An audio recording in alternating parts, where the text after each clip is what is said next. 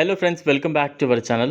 బర్హా దేశం ఆర్మేనియాకు ఆయుధాలను సరఫరా చేస్తే చూస్తూ ఊరుకోబోమని అజర్బైజాన్ దేశం భారత్ను హెచ్చరించింది. ఫ్రాన్స్, గ్రీస్ దేశాలను ఉద్దేశించి కూడా ఇదే తరహాలో హెచ్చరికలు జారీ చేసింది.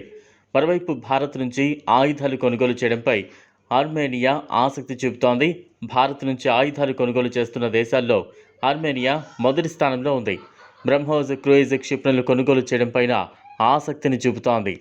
పినాకా మల్టీ బ్యారెల్ రాకెట్ లాంచర్లు కొనుగోలు చేయడానికి 2022లో ఒప్పందం కుదిరింది. పినాకా రాకెట్ లాంచర్లను కొనుగోలు చేసిన తొలి దేశం కూడా ఆర్మేనియాయే కావడం గమనార్హం.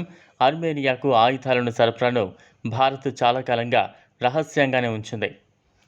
అయితే కొన్ని కంపెనీలు తమ వార్షిక నివేదికల్లో అమ్మకాల వివరాలను పేర్కొనడం తప్పనిసరి కావడంతో అవి బయటపడ్డాయి. హైదరాబాద్కు చెందిన జెన్ టెక్నాలజీ సంస్థ ఆర్మేనియాకు $41.5 మిలియన్ అంటే 345 కోట్ల విలువ చేసే యాంటీ డ్రోన్ సిస్టమ్ను సరఫరా చేసింది. యూరోప్ దేశమైన ఆర్మేనియాకు స్థానికంగా తయారు చేసిన 4 రాడార్ వ్యవస్థలను మన దేశం సరఫరా చేయనుంది. ఈ మేరకు 288.7 కోట్లతో భారత్ ఒప్పందం కుదుర్చుకుంది. దీన్ని రక్షణ రంగంలో భారత్ సాధించిన గొప్ప విజయంగా పరిశీలకులు అభివర్ణిస్తున్నారు. ఆర్మేనియాకు ఈ రాడార్ వ్యవస్థలను సరఫరా చేసేందుకు రష్యా, పోలాండ్ పోటీ పడ్డాయి. ఈ రెండు దేశాలను వెనక్కు నెట్టి ఒప్పందాన్ని భారత్ దక్కించుకోవడం విశేషం.